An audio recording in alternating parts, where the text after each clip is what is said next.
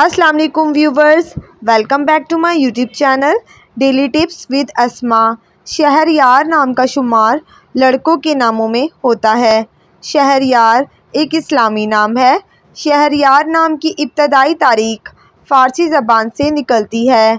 शहरयार नाम के लड़कों के लिए खुशकिस्मत नंबर 5 माना जाता है। शहरयार नाम का शुमार इंटरनेट पर सबसे ज़्यादा सर्च होने वाले नामों में से होता है। शहरयार नाम के अफराद के लिए मुआफ़िक पत्थरों में मरकत पत्थर शामिल है। शहरयार नाम के अफराद के लिए मुआफ़िक रंगों में नीला और सब्ज़ रंग शामिल है। शहरयार नाम का मतलब है बादशाह का दोस्त।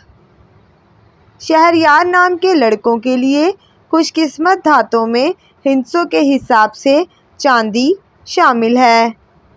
खुशकिस्मत दिनों के हिसाब से सोमवार और जुम्मे का दिन शामिल है।